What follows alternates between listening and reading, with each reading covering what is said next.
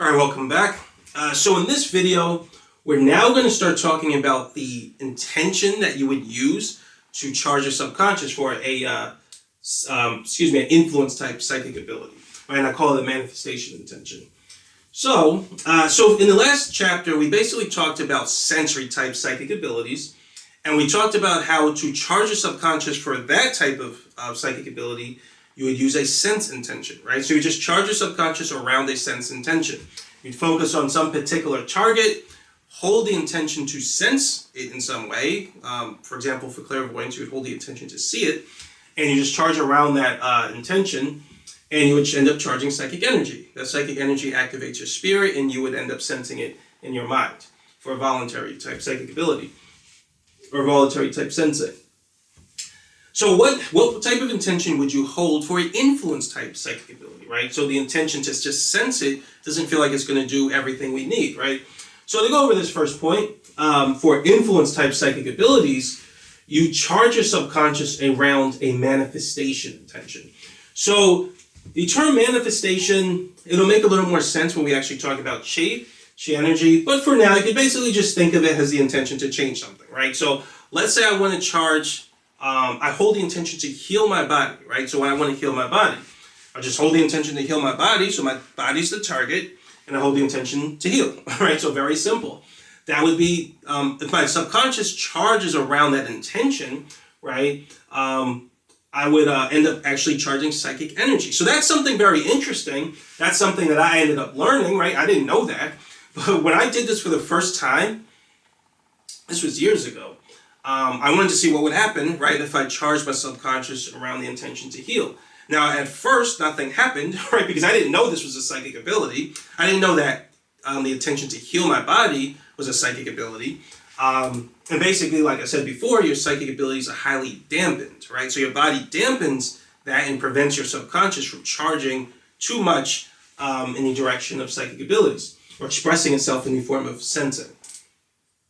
Now, I didn't know that, so every time I tried to charge my subconscious to heal my body, because this was when everything was new to me, right? And once I knew how to charge stuff, and I knew the role my intention played, I kind of started testing stuff to see what would happen if I kept charging my subconscious and reached really, really high levels of charge, right? So basically I already told the story. I started practicing that at first with emotions to see what happens when I reach really high levels of emotion.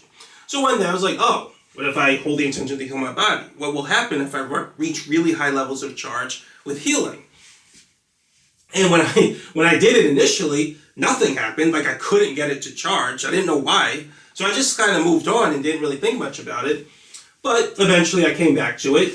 And as I learned more about the subconscious, I realized that that was a psychic ability. Especially because when I first did it, I noticed that I would feel this feeling in my pineal gland area, right? And I didn't know why. I'm like, why is that? Why would that be related? Because I didn't know what psychic ability, sensory type psychic abilities were. I had a sense of that at the time. But I'm like, I didn't know why my pineal gland was activating for the intention of healing. I just didn't understand it at the time. And I remember, because I could not charge, I didn't know why at the time, I could not charge the intention to heal. I was like, I'm going to try to do it in my dream. Because I knew that dreams were different, which I don't feel like getting into now. We kind of already talked about those principles later. But I knew that dreams were different in terms of the charging environment, right? There was no negative memory. Subconscious was in the ground state, which I didn't really have the theory of the ground state yet. But my theory is a little bit different. It has to do with the older versions of my theory, which are not important now. But yeah, when I did it in my dream, because that was like the only place I could actually charge it, that's the only place I could charge around the intention to heal. Even in my dream, I noticed my pineal gland activating, or my third eye activating. And I didn't, like I said, I never understood why. But now I do, right? And so the reason why is because that's a psychic ability, right? So that's because your spirit is the one that has to activate in some way around that intention. And whenever you do any psychic ability, your third eye activates. So I just thought that was interesting to explain. That's how I kind of realized the intention to heal was a psychic ability. But yeah, so that would be an influence type psychic ability. Now, what's important here, before I go forward, The way your body charges around a manifestation intention and a sense intention are virtually the same, right? Because they're both psychic abilities. So charging a psychic ability is pretty much works, any type of psychic ability works the same way we talked about in the last chapter, which mainly you would focus on pre-charging, but you would still main charge, but you wouldn't spend too much time main charging. The only difference really is the intention, right, in terms of the technique. But the reason why I want to talk about it in this chapter and go into more detail is because the experience is going to be a little different. Excuse me, in the experience, there's a certain aspect to the experience that applies to influence type psychic abilities that doesn't really apply really almost at all, as far as I can tell, to sensory type psychic abilities. All right, so go over this next point. It says charging around a manifestation intention will cause your subconscious to both express itself in the form of sensing, but also in the form of control or movement, control/movement. So this is really important. And what I mean by that, what I'm specifically talking about is your spirit, right? So before I even get into that though, we talked about how your subconscious action or subconscious thought expresses itself in different ways, right? So it can express itself in the form of an emotion. It can express itself in the form of altered perception, which is really just imagination or belief, right? If it's concrete or abstract. It can express itself in the form of creativity, right? So we talked about these things. But it also can express itself in the form of motion or movement. Now, normally, or so far, we've really just been talking about that form of subconscious expression in the form of transcendental control relative to your body, right? But it's important to recognize that I want to now look at it in a more general way, because we're not going to talk about it just in terms of the physical body. In other words, when you're moving your body, right? So let's say you're even moving your body using normal control, right? Which is what I'm doing right now.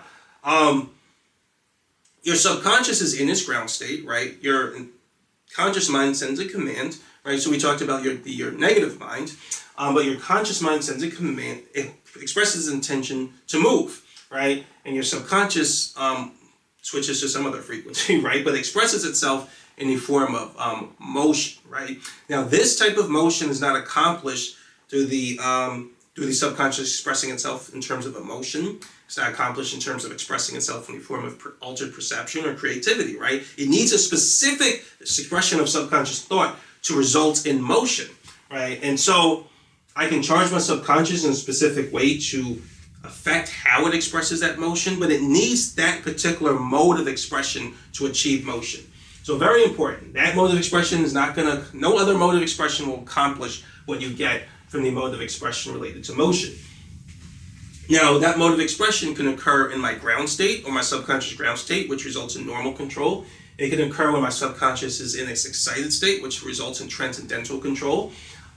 Even when I'm in my dream, right, my subconscious, even when I'm in my dream and moving in my dream, or I'm moving in my mind, right, while I'm awake, my subconscious is still expressing that mode is still using that mode of expression, which is control, right, or movement. So why is that so important to stress here? Well, because that mode of expression doesn't just apply to your physical body or your imagination, right? It also applies to your spirit, right? So you can actually charge your subconscious in such a way to cause your spirit to move and not just your physical body. In fact, that's actually what people do when they astral project, right? So when you're astral projecting, you would charge your subconscious in such a way that activates your spirit and allows your spirit to move, right? So you can use the motion expression of your subconscious to move your spirit.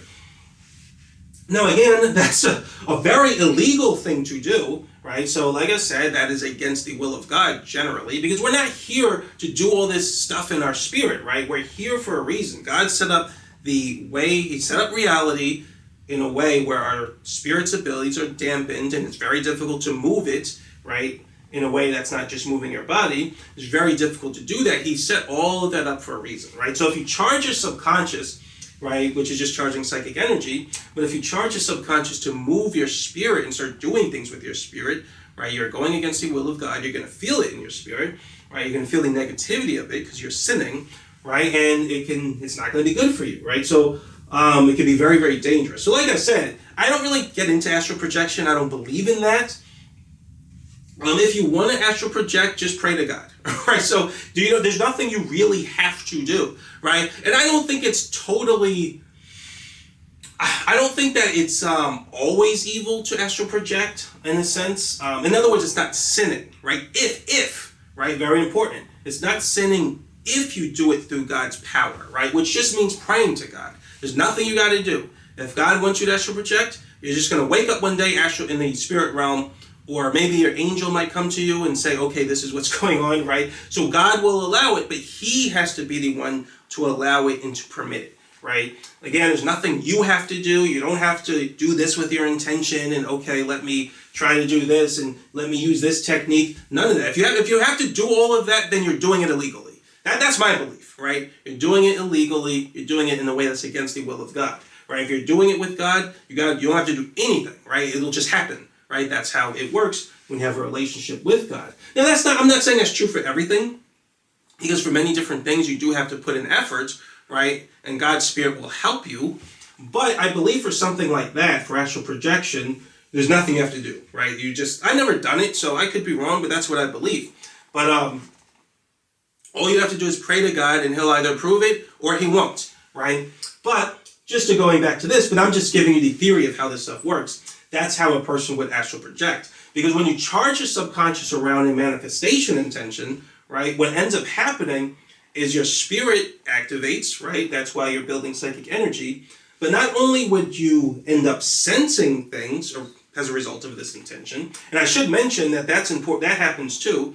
Whenever I've charged, this will make more sense based on what we talk about later, but when you charge your subconscious to change something or influence something, even if it's your own body, you're actually going to start to notice that you can just sense it more, right? You can sense it in your spirit just more and more clearly, right? I'll go over that a little more now, but when I charge this intention to heal my body, I can start sensing things in my body now, right? More that go beyond just my normal physical ability to sense things. And the reason for that is your spirit is activating, it's turning on, right? And I think your spirit, before it can influence anything, it has to sense it first. It's like it has to be real to your spirit first.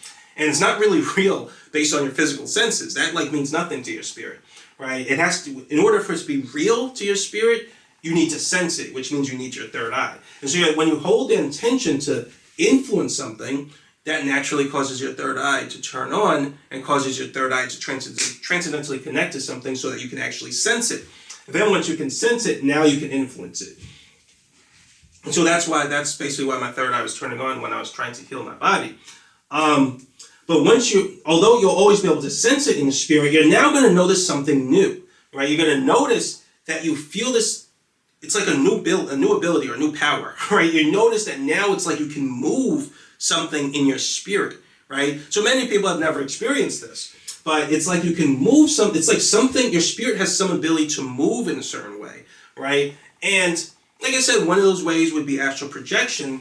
But there's a new way that happens, which I have noticed, right? And to go over this next point, I'll just refer to when I was charging my body. I was using intention to heal my body. I charged my subconscious around that intention. But when charging the intention, I didn't read that right, but when I was charging my subconscious around the intention to heal my body, I felt the urge to move a kind of gooey, ethereal substance within the area. I should really say volume, but I'll just say within the area of my body. And the reason I say that is because when I held the intention to heal my body, and I just kept charging around that intention, I would feel my third eye turn on and my pineal gland activate. But what would end up happening was very interesting. I would feel this compulsion, and at the level of instinct, so through my subconscious instinct, and remember how we described instinct. So on the level of subconscious instinct, everything has a just do it feel to it. So when you produce an emotion, you just do it, right? You don't have to premeditatively plan it and say, okay, and time it just right. Like, okay, technically timing is involved when you're doing it through the main charging technique and things like that. However, in your everyday life, you normally don't do that. Timing would be involved with entering a transcendental state and catching it and things like that. But normally in everyday life, you wouldn't think about timing it in that way, right? You just do it. You just produce an emotion, right? When you laugh, you just do it, right? You don't premeditate, plan it like, okay, laugh now, like things like that, right? That's how the negative mind thinks. That's how the conscious mind sort of functions. On the subconscious level, everything's instinct. And so when I'm charging around the intention to heal my body, out of instinct, I just do it, right? I just start moving this thing, this kind of gooey substance within my body, right? So I found that was interesting. That's something I never knew about. But when I was charging some intention, I could feel it and found myself just doing it, right? When I would enter a transcendental state, it's like I could just move it. You know what I mean? And I'll talk a little more about that later. But suffice it to say that what I'm moving is actually, I believe, to be chi, right? But suffice it to say, when you're charging around the manifestation intention or the intention to change something, you're going to notice that on the level of instinct, you just start moving things you start using your spirit to move things or move something, which is going to be your chi energy. And so yeah, that's I feel like there's really no other way to explain it. You just have to experience it to kind of know what I'm talking about. But that's something that happens with these intentions that doesn't really happen with sensory type of intention. I've never felt that with a sensory type intention. And so that kind of changes things a little bit. And that's basically sets up some of the other things we're going to talk about, particularly chi energy. So I'm beginning next video, I kind of go into the framework of why I feel the need to talk about chi when talking about influence type psychic abilities. All right, so yeah, I think that's it. I think we pretty much covered everything I wanted to talk about. Again, I keep saying this because I really want to drive it home. I don't care how much I'm beating a dead horse. But you would only do this stuff with God's permission. Now, I've never really had God's permission to do any of this stuff. I don't really ask too much about it, but I've never had permission to do this. So you can, like I said, unless you've gotten permission for God, you can consider all of this evil and dark. You know what I mean? And living in sin. And you get psychically possessed. Like I said, there is a caveat to that. Well, I'll just mention a caveat now, actually. So when I held the intention to heal my body, that was the one time, out of everything I've ever used, every time I've ever charged psychic energy, I've always started to get more and more depressed, right? I would always get more depressed, and I can feel my spiritual energy dropping, right? They're antithetical to each other. For me, psychic energy and spiritual energy have always been antithetical to each other. I can never do both at the same time, right? However, the one place where I didn't really apply was healing my body, right? So that was the one time where I could charge. I felt psychic energy building because I would feel my pineal gland activating, and I could sense my body more, right? So I'm using my spirit senses to sense my body, not just my physical senses. But that was the one time I also felt like I could charge spiritual energy. I'll talk more about that later. So I don't know if we're allowed to charge to heal because it seems like I can do both. But I never asked God about it. I've never been that interested in that. So like I said, I know how to do it. I just don't really care to. But, so yeah, I just wanted to mention that. But yeah, in the next video, we're going to go into an interesting consequence of this concept of using your spirit to influence things. Because now we're going to have to get into the concept of energy. Right? So I'll talk a little more about that in the next video. Excuse me, but yeah, that's it for now though. But thanks for watching, and I'll see you next video.